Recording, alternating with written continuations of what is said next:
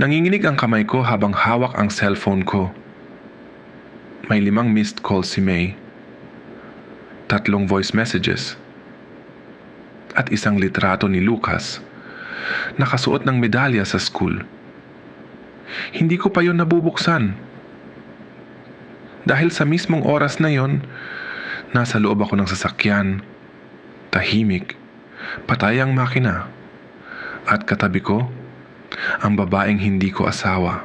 Kaya hindi kami magkahawak ng kamay. Hindi rin kami nagyayakapan. Pero sa gabing iyon, mas alam niya ang nararamdaman ko kaysa sa babaeng pinakasalan ko 8 taon na ang nakalipas. At doon ko unang naitanong sa sarili ko, saan nga ba talaga nagsisimula ang pagtataksil? Sa unang halik? O sa unang pagkakataong iba na ang gusto mong takbuhan kapag mabigat ang mundo? Ay ito ang Secret Files Abroad, mga kwentong nagbubukas ng mga lihim, sakripisyo at desisyong maaaring mangyari sa sinuman. Case file number 003, may asawa ako sa Pilipinas, pero sa Dubai may tumatawag ding mahal. Ako si Adrian, 39 na taong gulang. Tubong Bulacan. 6 na taon na akong nagtatrabaho bilang safety officer sa isang construction company sa Dubai. May asawa akong si May at may isa kaming anak na lalaki, si Lucas, 8 taong gulang. Noong araw na umalis ako ng Pilipinas, mahigpit ang yakap ni May. Parang ayaw niya akong bitawan. Promise? Mahina niyang tanong habang pinipigilan ang pag-iyak. 2 taon lang. Ngumiti ako at hinawakan ang mukha niya. Promise? Pagbalik ko, hindi na tayo muling magkakahiwalay. Tumango siya, pero nakita ko ang takot sa mga mata niya. Takot na baka hindi matupad ang pangakong yon. Mula sa likod niya, tumakbo si Lucas. 3 taong gulang pa lang noon, yumakap siya sa binti ko. Daddy, pasalubong. Napatawa ako. Sige. Anong gusto mo? Robot. 10. Tumango ako. 10 robot? Hindi ko alam. Darating ang araw na hindi na robot ang hihilingin niya, kundi ang makasama lang ang tatay niya. Ang 2 taon lang dapat sa Dubai ay naging 3. Ang 3 naging 4. Hanggang sa hindi ko na namalayang, 6 na taon na pala akong hindi nakakauwi.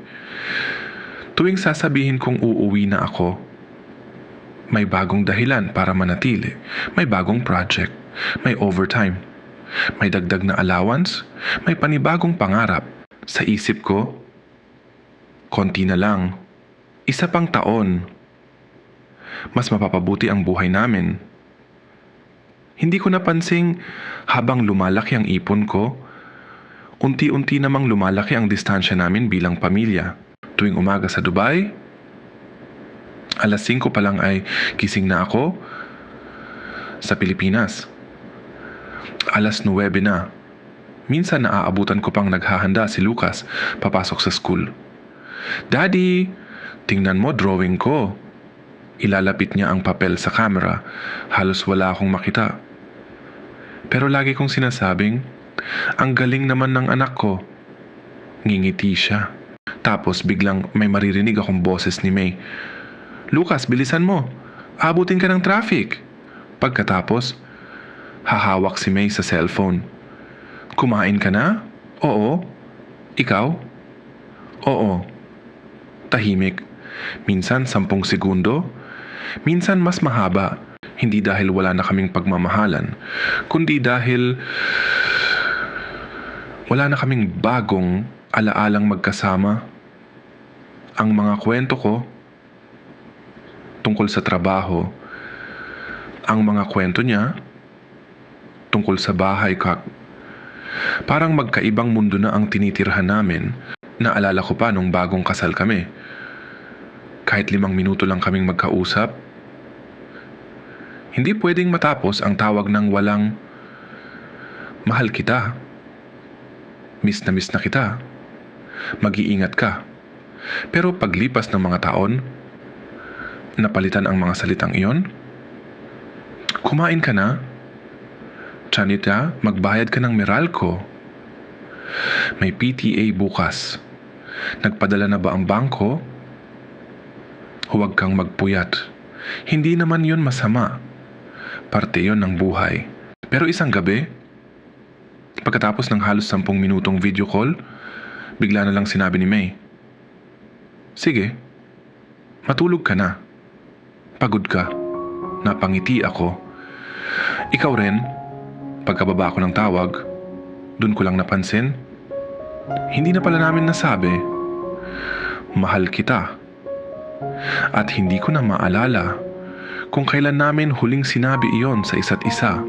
3 buwan matapos magsimula ang bagong project, may bagong empleyado sa opisina, si Lara. 29 na taong gulang. HR assistant. Masayahin, palangiti, at laging may dalang tumbler ng kape. Noong una, pangkaraniwang katrabaho lang siya. Nagkakasalubong kami sa pantry, nagbabatian sa elevator hanggang isang tanghali. Mag-isa akong kumakain sa kantin. Lumapit siya. "Pwede ba ako umupo dito?" Tumango ako. "Sige." Tahimik kaming kumain. Hanggang sa siya ang unang nagsalita. "Tagal ka na rito?" 6 na taon. Napatingin siya. "Ang tagal? Hindi ka pa nakakauwi?" Napailing ako. "Hindi pa." "Bakit?" Hindi ko agad nasagot. Maraming dahilan. Pandemya, kontrata, pera, pangarap.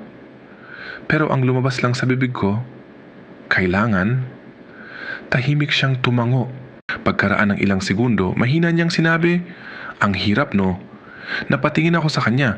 Marami nang nagtanong sa akin kung magkano ang sweldo ko, kung kailan ako uuwi, kung may ipon na ba ako. Pero siya lang ang unang nagtanong kung nahihirapan ba ako. Hindi ko na malayang iyon ang unang pagkakataon sa loob ng mahabang panahon na may taong tunay na nakinig sa sagot ko. Kinabukasan, pagpasok ko sa opisina, may isang paper cup na nakapatong sa mesa ko. May maliit na sticky note. 3 salita lang ang nakasulat. "Kaya mo yan." Hindi ko alam na ang simpleng mensaheng yon ang magiging simula ng isang desisyong babago sa buhay naming ahat.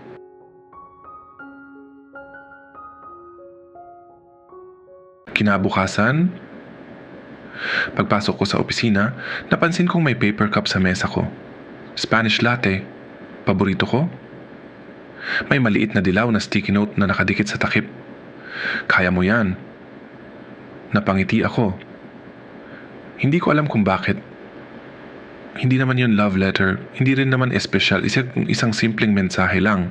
Pero sa loob ng 6 na taon, parang ngayon lang ulit may taong nakapansin na pagod ako.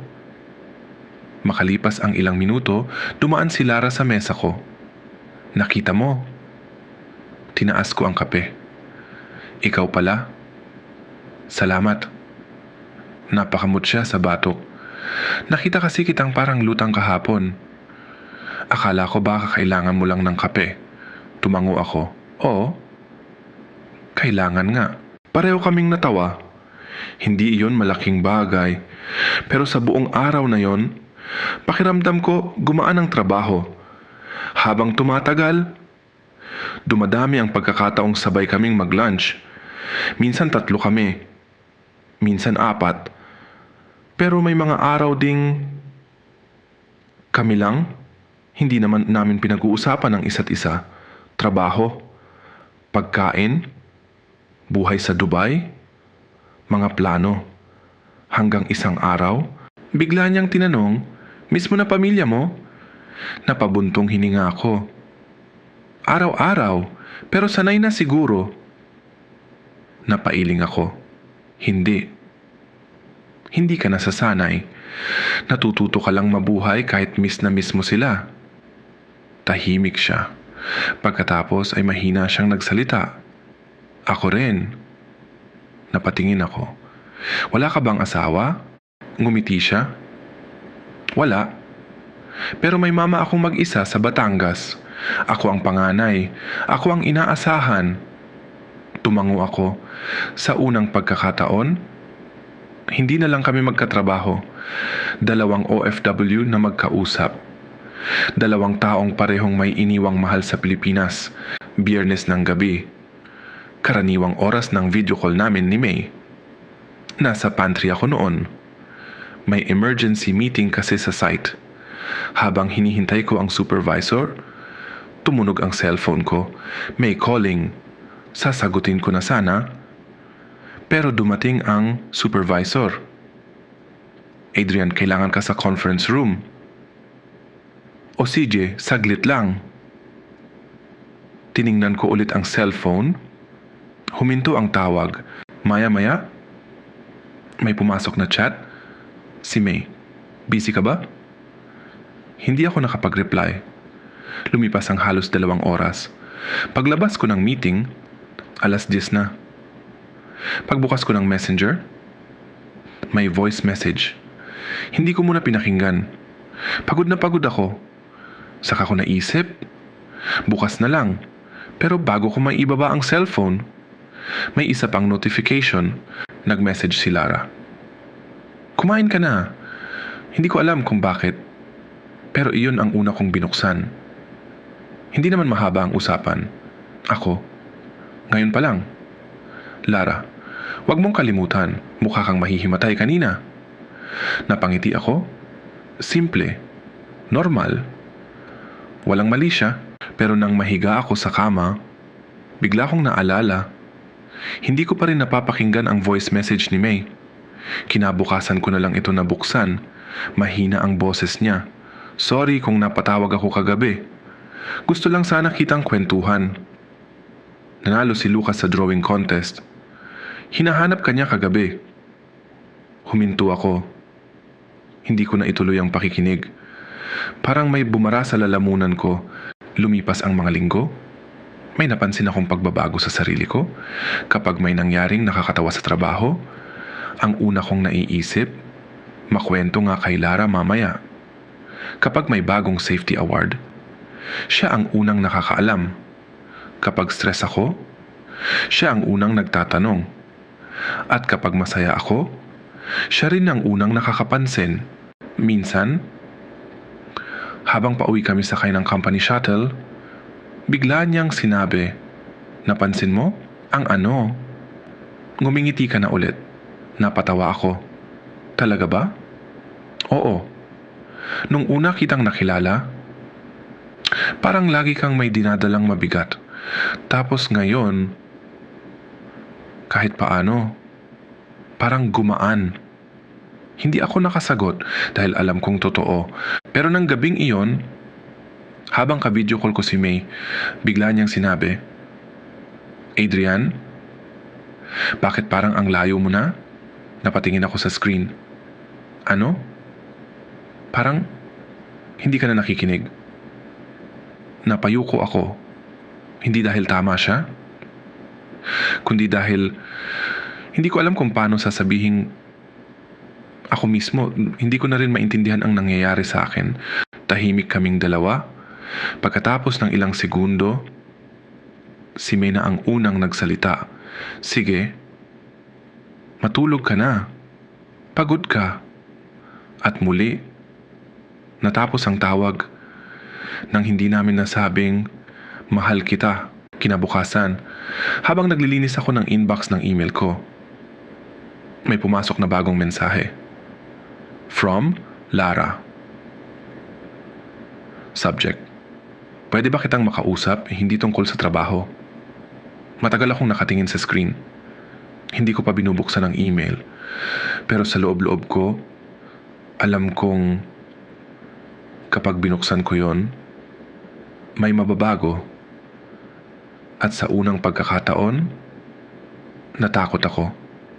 Hindi kay Lara, kundi sa sarili ko. Halos 5 minuto akong nakatitig sa monitor. Hindi ko alam kung bakit kinakabahan ako. Isa lang naman iyong email mula kay Lara. Subject: pwede ba kitang makausap? Hindi tungkol sa trabaho. Huminga ako ng malalim at binuksan ko. Adrian, pasensya na kung email pa ang ginamit ko. Ayokong ma-pressure ka na sumagot agad. May gusto lang sana akong sabihin. Napapansin kong mas madalas na tayong magkausap kaysa dati. At natatakot ako. Hindi dahil may ginawa kang mali, kundi dahil baka pareho na nating hinahanap sa isa't isa ang dapat nating hinahanap sa ibang lugar. Ayokong dumating sa puntong pagsisihan natin ang lahat. Kung maaari, pagkatapos ng trabaho, magkape tayo? Hindi bilang dalawang taong may lihim, kundi bilang dalawang tao na kailangang maging tapat sa sarili. Napapikit ako, paulit-ulit kong binasa ang email. Hindi ko alam kung bakit, pero mas lalo akong natakot. Hindi dahil gusto niya ako, kundi dahil pakiramdam ko, kilala na niya ako. Nagkita kami sa isang maliit na kafe. Tahimik, hindi matao. Walang nagsasalita sa amin sa unang 5 minuto. Hanggang si Lara ang unang bumasag ng katahimikan. Galit ka ba? Umiling ako. Hindi. Naguguluhan lang. Tumango siya. Ako rin. Inikot niya ang hawak niyang tasa. Pagkatapos ay tumingin sa akin. Adrian, hindi kita inimbitahan dito para sabihin na gusto kita. Napatingin ako sa kanya. Kasi alam kong may asawa ka. At alam kong mahal mo sila. Huminga siya ng malalim. Pero gusto kitang tanungin, masaya ka pa ba? Hindi ako agad nakasagot. Hindi dahil hindi ko alam ang sagot, kundi dahil matagal ko nang iniiwasang itanong iyon sa sarili ko. Pagkaraan ng ilang sandali, mahina akong sinabi, hindi ko alam. Tumango siya. Alam mo, ang pinakamalungkot sa ating mga OFW, hindi tayo agad naghahanap ng ibang mamahalin. Una, naghahanap lang tayo ng taong makikinig. Tahimik kaming dalawa. Dahil alam naming, iyon ang totoo. Pag-uwi ko sa accommodation, bumungad ang notification. May sent a photo, binuksan ko, si Lucas, nakaupo sa sala. May hawak na medalya. May nakasulat sa likod ng larawan. Sabi niya, Mama, okay lang, busy naman si Daddy.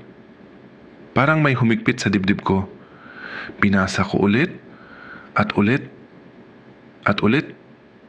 Hindi niya sinabing, nasaan si Daddy? Hindi siya nagalit. Hindi siya umiyak. Mas masakit. Kasi, natuto na siyang huwag umasa. Napaupo ako sa gilid ng kama. Bigla kong naalala ang pangako ko sa airport, 2 taon lang. Pero 6 na taon na. Hindi ko na malayang naiiyak na pala ako, hindi dahil kay Lara, kundi dahil unti-unti kong napabayaang mawala ang koneksyon sa sarili kong pamilya. Hindi ako nagtaksil sa isang halik. Nagsimula ito sa bawat tawag na ipinagpaliban, sa bawat mamayana, sa bawat sandaling inisip kong, may oras pa? Kinabukasan, hinanap ko si Lara. Nasa pantry siya. Pagkakita niya sa akin, ngumiti siya. Pero bago pa siya makapagsalita, ako na ang nauna. Salamat. Napakunot ang noo niya. Sa ano? Sa pagpapaalala sa akin? Kung ano ang muntik ko nang mawala. Tahimik lang siya. Pagkatapos ay ngumiti. Anong gagawin mo? Huminga ako ng malalim. Uuwi ako. Hindi ngayon. Hindi bukas. Pero uuwi akong hindi lang para magbakasyon. Uuwi ako para maging asawa ulit. At maging tatay ulit. Napaluha siya, mahina siyang tumawa. Alam mo, iyan ang gusto kong marinig. Inabot niya ang kamay ko. Hindi para hawakan, kundi para makipagkamay. Ingat ka. Mahigpit kong kinamayan si Lara. Maraming salamat ulit, Lara. Ipagdarasal kita. Ikaw rin. Ang wika niya. At yun na ang huli naming pag-uusap na hindi tungkol sa trabaho. Pagkalipas ng 4 na buwan, nakauwi na ako sa Pilipinas. Hindi perpekto ang lahat. May mga tampo, May mga tanong. May mga gabing pareho kaming tahimik ni May. Hindi madaling ibalik ang 6 na taong nawala. Pero nagsimula kaming muli. Unti-unti. Isang hapunan. Isang lakad. Isang usapan. Isang yakap. Hanggang isang Biyernes. May school activity si Lucas. Paglabas niya ng classroom, hinanap niya ako. Pagkakita niya sa akin, tumakbo siya. Mahigpit niya akong niyakap. Daddy, akala ko hindi ka makakarating. Napaluha ako. Lumuhod ako sa harap niya. Hindi na ako papayag. Natrabaho na lang ang laging nauuna. Hindi ko alam kung ano ang mangyayari sa susunod na mga taon. Pero alam ko na sa pagkakataong ito, pinili kong umuwi bago tuluyang mawala ang pamilyang matagal kong ipinaglaban at binuo.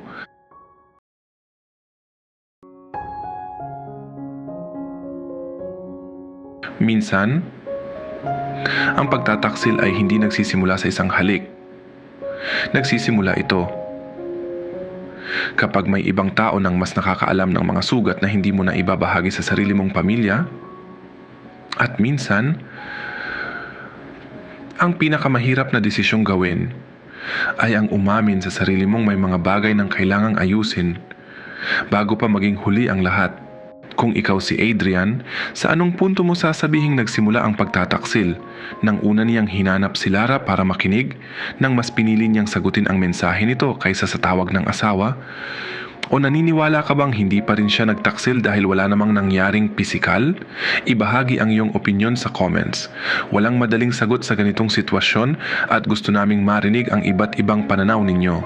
Ang bawat tao ay may kwentong hindi nila na ibabahagi sa iba. At minsan, ang pinakamabigat na lihim ay hindi ang kasalanang nagawa natin, kundi ang mga salitang hindi natin nasabi habang may oras pa. Ito ang Secret Files Abroad. Hanggang sa susunod na case file. Kinabukasan, pagpasok ko sa opisina, napansin kong may paper cup sa mesa ko. Spanish latte, paborito ko. May maliit na dilaw na sticky note na nakadikit sa takip. Kaya mo yan. Napangiti ako. Hindi ko alam kung bakit. Hindi naman yun love letter. Hindi rin naman espesyal. Isang simpleng mensahe lang. Pero sa loob ng 6 na taon, parang ngayon lang ulit may taong nakapansin na pagod ako. Makalipas ang ilang minuto, dumaan si Lara sa mesa ko. Nakita mo. Tinaas ko ang kape. Ikaw pala. Salamat. Napakamot siya sa batok. Nakita kasi kitang parang lutang kahapon. Akala ko baka kailangan mo lang ng kape. Tumango ako. Oo. Kailangan nga. Pareho kaming natawa. Hindi iyon malaking bagay. Pero sa buong araw na yon, pakiramdam ko gumaan ang trabaho. Habang tumatagal, dumadami ang pagkakataong sabay kaming mag-lunch. Minsan 3 kami. Minsan 4. Pero may mga araw ding kami lang. Hindi naman namin pinag-uusapan ang isa't isa. Trabaho, pagkain, buhay sa Dubai, mga plano. Hanggang isang araw, bigla niyang tinanong, "Miss mo na pamilya mo?" Napabuntong hininga ako. Araw-araw, pero sanay na siguro. Napailing ako. Hindi. Hindi ka nasasanay. Natututo ka lang mabuhay kahit miss na miss mo sila. Tahimik siya. Pagkatapos ay mahina siyang nagsalita. Ako rin. Napatingin ako. Wala ka bang asawa? Ngumiti siya. Wala. Pero may mama akong mag-isa sa Batangas. Ako ang panganay. Ako ang inaasahan. Tumango ako. Sa unang pagkakataon, hindi na lang kami magkatrabaho. 2 OFW na magkausap. 2 taong parehong may iniwang mahal sa Pilipinas. Biyernes ng gabi. Karaniwang oras ng video call namin ni May. Nasa pantry ako noon. May emergency meeting kasi sa site. Habang hinihintay ko ang supervisor, tumunog ang cellphone ko. May calling. Sasagutin ko na sana. Pero dumating ang supervisor. Adrian, kailangan ka sa conference room. O CJ, saglit lang. Tiningnan ko ulit ang cellphone. Huminto ang tawag. Maya-maya, may pumasok na chat. Si May. Busy ka ba? Hindi ako nakapag-reply. Lumipas ang halos 2 oras. Paglabas ko ng meeting, 10:00 na. Pagbukas ko ng messenger, may voice message. Hindi ko muna pinakinggan. Pagod na pagod ako. Saka ko naisip, bukas na lang. Pero bago ko maibaba ang cellphone, may isa pang notification. Nag-message si Lara. Kumain ka na. Hindi ko alam kung bakit. Pero iyon ang una kong binuksan. Hindi naman mahaba ang usapan. Ako, ngayon pa lang. Lara, wag mong kalimutan, mukha kang mahihimatay kanina. Napangiti ako. Simple. Normal. Walang mali siya. Pero nang mahiga ako sa kama, bigla kong naalala. Hindi ko pa rin napapakinggan ang voice message ni May. Kinabukasan ko na lang ito nabuksan. Mahina ang boses niya. Sorry kung napatawag ako kagabi. Gusto lang sana kitang kwentuhan. Nanalo si Lucas sa drawing contest. Hinahanap ka niya kagabi. Huminto ako. Hindi ko na ituloy ang pakikinig. Parang may bumara sa lalamunan ko. Lumipas ang mga linggo. May napansin akong pagbabago sa sarili ko. Kapag may nangyaring nakakatawa sa trabaho, ang una kong naiisip, makwento nga kay Lara mamaya. Kapag may bagong safety award, siya ang unang nakakaalam. Kapag stress ako, siya ang unang nagtatanong. At kapag masaya ako, siya rin ang unang nakakapansin. Minsan, habang pauwi kami sakay ng company shuttle, bigla niyang sinabi, napansin mo? Ang ano? Ngumingiti ka na ulit. Napatawa ako. Talaga ba? Oo. Nung una kitang nakilala, parang lagi kang may dinadalang mabigat. Tapos ngayon, kahit paano, parang gumaan. Hindi ako nakasagot dahil alam kong totoo.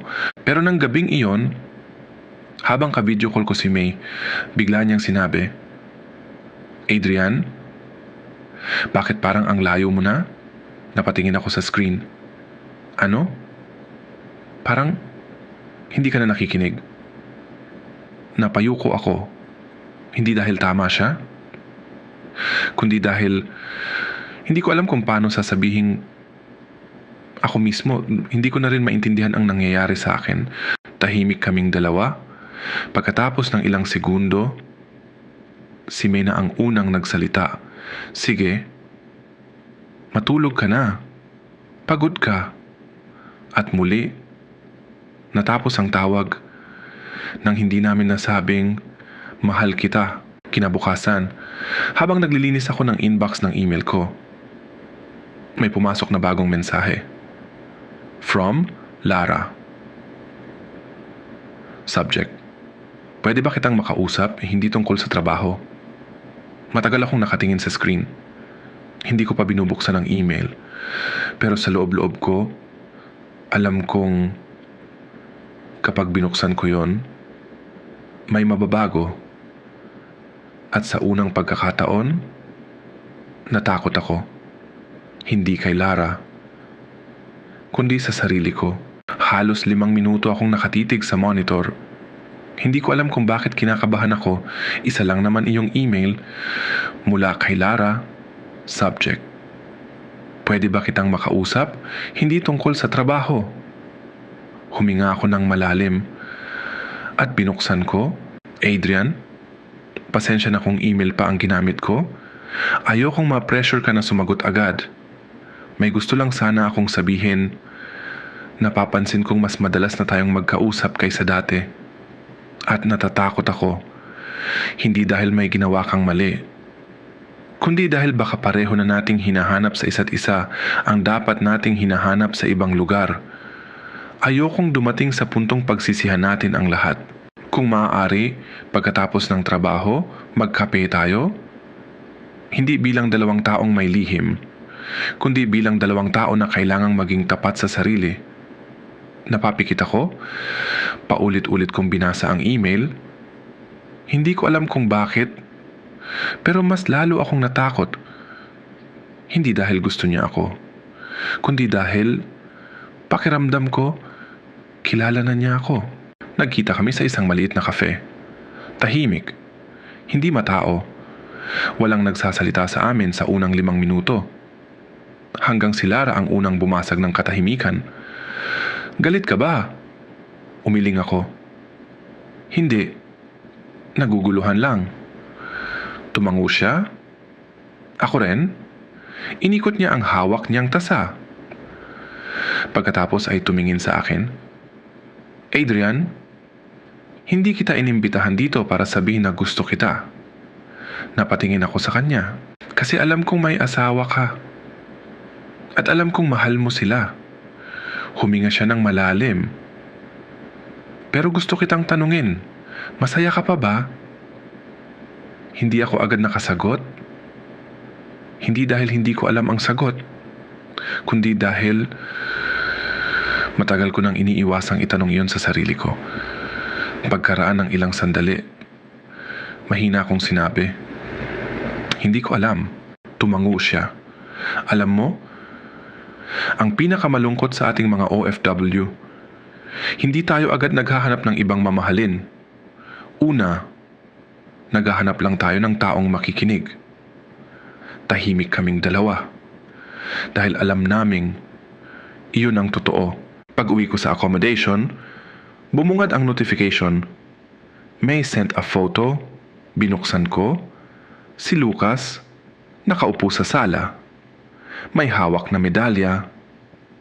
May nakasulat sa likod ng larawan. Sabi niya, Mama, okay lang, busy naman si Daddy. Parang may humigpit sa dibdib ko. Binasa ko ulit, at ulit, at ulit. Hindi niya sinabing, nasaan si Daddy? Hindi siya nagalit. Hindi siya umiyak, mas masakit. Kasi, natuto na siyang huwag umasa. Napaupo ako sa gilid ng kama. Bigla kong naalala ang pangako ko sa airport, 2 taon lang. Pero 6 na taon na. Hindi ko na malayang naiiyak na pala ako, hindi dahil kay Lara, kundi dahil unti-unti kong napabayaang mawala ang koneksyon sa sarili kong pamilya. Hindi ako nagtaksil sa isang halik. Nagsimula ito sa bawat tawag na ipinagpaliban, sa bawat mamayana, sa bawat sandaling inisip kong, may oras pa? Kinabukasan, hinanap ko si Lara. Nasa pantry siya. Pagkakita niya sa akin, ngumiti siya. Pero bago pa siya makapagsalita, ako na ang nauna. Salamat. Napakunot ang noo niya. Sa ano? Sa pagpapaalala sa akin, kung ano ang muntik ko nang mawala. Tahimik lang siya. Pagkatapos ay ngumiti. Anong gagawin mo? Huminga ako ng malalim. Uuwi ako. Hindi ngayon. Hindi bukas. Pero uuwi akong hindi lang para magbakasyon. Uuwi ako para maging asawa ulit. At maging tatay ulit. Napaluha siya, mahina siyang tumawa. Alam mo, iyan ang gusto kong marinig. Inabot niya ang kamay ko. Hindi para hawakan, kundi para makipagkamay. Ingat ka. Mahigpit kong kinamayan si Lara. Maraming salamat ulit, Lara. Ipagdarasal kita. Ikaw rin. Ang wika niya. At yun na ang huli naming pag-uusap na hindi tungkol sa trabaho. Pagkalipas ng 4 na buwan, nakauwi na ako sa Pilipinas. Hindi perpekto ang lahat. May mga tampo. May mga tanong. May mga gabing pareho kaming tahimik ni May. Hindi madaling ibalik ang 6 na taong nawala. Pero nagsimula kaming muli. Unti-unti. Isang hapunan. Isang lakad. Isang usapan. Isang yakap. Hanggang isang Biyernes, may school activity si Lucas. Paglabas niya ng classroom, hinanap niya ako. Pagkakita niya sa akin, tumakbo siya. Mahigpit niya akong niyakap. "Daddy, akala ko hindi ka makakarating." Napaluha ako. Lumuhod ako sa harap niya. Hindi na ako papayag na trabaho na lang ang laging nauuna. Hindi ko alam kung ano ang mangyayari sa susunod na mga taon. Pero alam ko na sa pagkakataong ito, pinili kong umuwi bago tuluyang mawala ang pamilyang matagal kong ipinaglaban at binuo.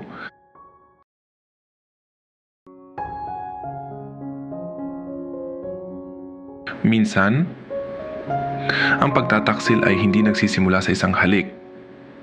Nagsisimula ito kapag may ibang tao nang mas nakakaalam ng mga sugat na hindi mo na ibabahagi sa sarili mong pamilya. At minsan, ang pinakamahirap na desisyong gawin ay ang umamin sa sarili mong may mga bagay nang kailangang ayusin bago pa maging huli ang lahat. Kung ikaw si Adrian, sa anong punto mo sasabihing nagsimula ang pagtataksil? Nang una niyang hinanap si Lara para makinig, nang mas pinili niyang sagutin ang mensahe nito kaysa sa tawag ng asawa? O naniniwala ka bang hindi pa rin siya nagtaksil dahil wala namang nangyaring pisikal? Ibahagi ang iyong opinyon sa comments. Walang madaling sagot sa ganitong sitwasyon at gusto naming marinig ang iba't ibang pananaw ninyo. Ang bawat tao ay may kwentong hindi nila na ibabahagi sa iba. At minsan, ang pinakamabigat na lihim ay hindi ang kasalanang nagawa natin, kundi ang mga salitang hindi natin nasabi habang may oras pa. Ito ang Secret Files Abroad. Hanggang sa susunod na case file.